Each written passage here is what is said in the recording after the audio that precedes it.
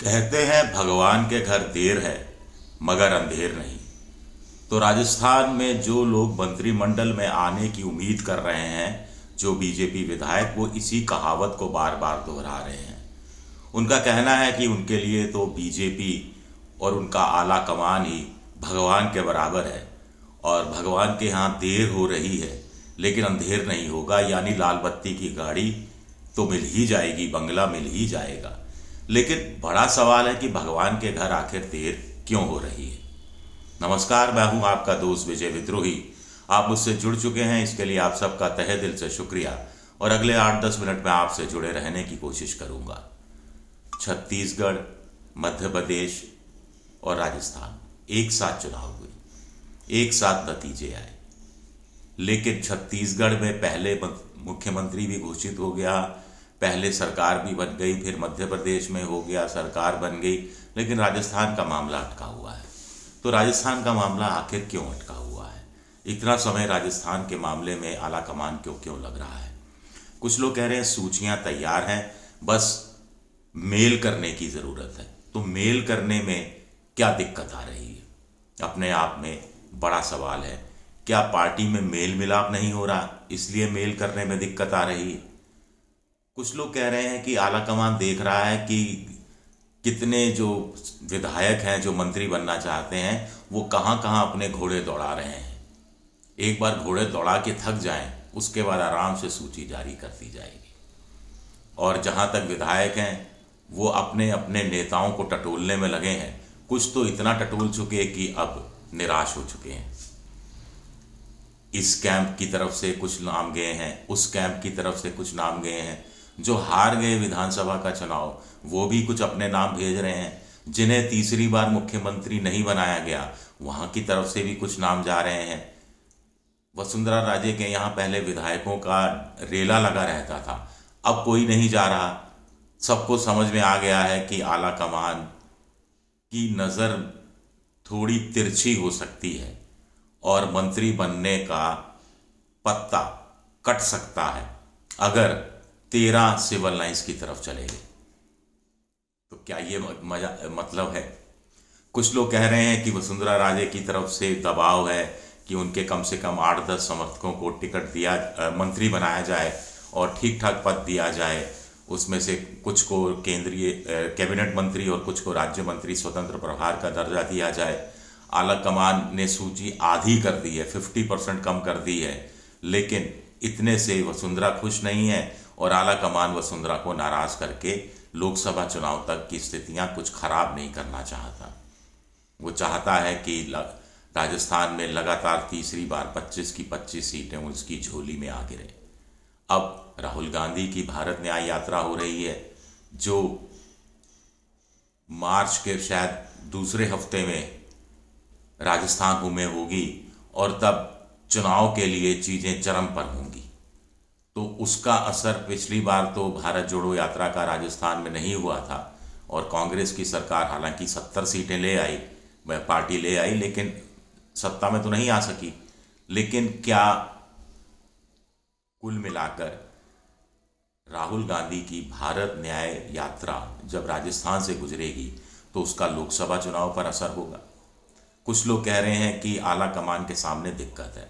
आला कमान ने लोकसभा के 6 सांसदों को टिकट दिया था, जिसमें से 3 जीते 3 हार गए, यानी 50%, आधे जीते आधे हार गए। तो राजस्थान में इस समय बीजेपी के खुद के 24 सांसद हैं, तो उसके हिसाब से 12 सांसदों के टिकट काटने पड़ेंगे क्या? तो नए चेहरे कौन से होंगे क्या? और नए चेहरों में से कुछ विधानसभा चुनाव हारे हुए चेहरे हो सकते हैं, खासतौर से राजेंद्र राठौड़ या सतीश पूनिया का। ये भी इस सिलसिले में देखा जा रहा है कि कुछ और विधायकों को क्या मंत्री नहीं बनाया जाए और उनको दे दिया जाए लोकसभा चुनाव लड़ने का जिम्मा। आखिर अगर एमपी एमएलए का चुनाव लड़ सकता है तो एमएलए एमपी का चुनाव क्यों नहीं लड़ सकता? कोई संविधान में बाध्यता इस बात की तो है नहीं। क्या इसलिए मंत्रिमंडल के नामों की घोषणा होने में देरी हो रही है?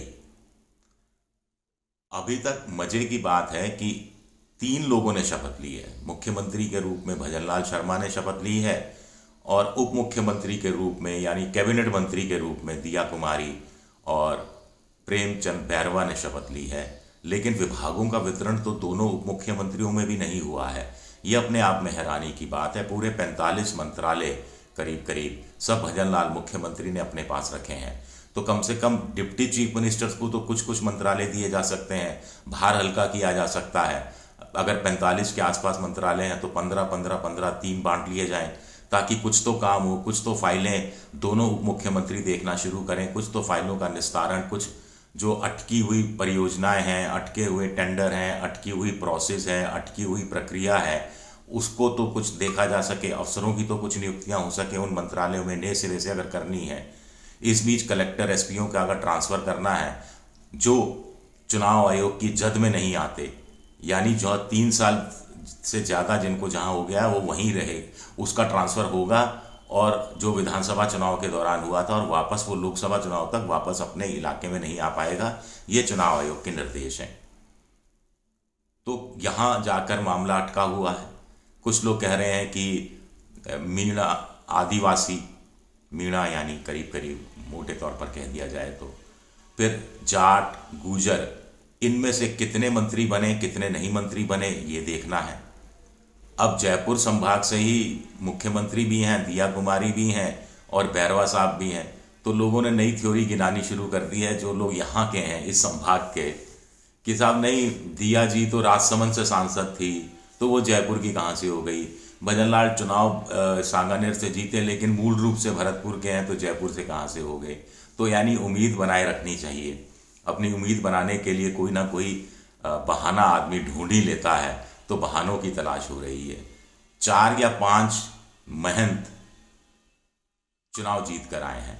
बाबा बालकनाथ हैं, ओटाराम देवासी हैं, बाल मुकुंदाचार्य हैं जो पहली बार चुनाव जीते, पहली बार ही उनको टिकट मिला था, महंत प्रेम प्रतापपुरी है। इनमें से एक पर बीजेपी पे भगवान की मेहरबानी होगी, ऐसा माना जा रहा है। तो आपस में कोई कंपटीशन चल रहा है क्या? इसमें देवासी वैसे ऊपर बैठते हैं क्योंकि गौपालन मंत्री देश के पहले बने थे वसुंधरा राज के शासन में, जब गोपालन मंत्रालय पहली बार बनाया गया था। फिर मेवाड़, मारवाड़, कांग्रेस का सुपड़ा साफ हुआ। यहाँ पर जगह देनी पड़ेगी, लोकसभा चुनाव के मद्देनज़र भी जगह देनी पड़ेगी, खासतौर से दक्षिण की आदिवासी बेल्ट में जहाँ भारतीय आदिवासी पार्टी ने विधानसभा की 3 सीटें जीती हैं और वो लोकसभा की चुनाव में भी कड़ी टक्कर देने की स्थिति में आ सकते हैं। या अगर भारतीय आदिवासी पार्टी का कांग्रेस के साथ कोई समझौता हो गया तो बीजेपी वहाँ की दक्षिण राजस्थान की 4-5 लोकसभा सीटों में उस जगह मुश्किल में फंस सकती है। तो वहाँ अभी से एडजस्टमेंट किया जाए, इसके लिए प्रयास हो रहे हैं, इसके लिए समय लग रहा है। पूर्वी राजस्थान तो बीजेपी ने ईआरसीपी परियोजना को थोड़ा पटरी पर लाकर साध लिया है। 9 सीटें आती हैं लोकसभा की इसके तहत, और अब मध्य प्रदेश और राजस्थान में समझौता और राष्ट्रीय परियोजना घोषित कर देना, ये तमाम चीज़ें हो ही जाएंगी अगले कुछ दिनों में। लोकसभा चुनाव से पहले तो 100% हो जाएगी।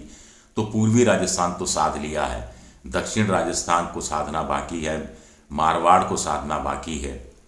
कुछ लोग कह रहे हैं शेखावटी से बीजेपी को कम सीटें मिली, इसलिए शेखावटी की जो 3 लोकसभा सीटें हैं उन पर खास ध्यान है बीजेपी का, और वहां से कुछ लोगों को मंत्री बनाया जा सकता है, इसलिए भी मामला अटका हुआ है।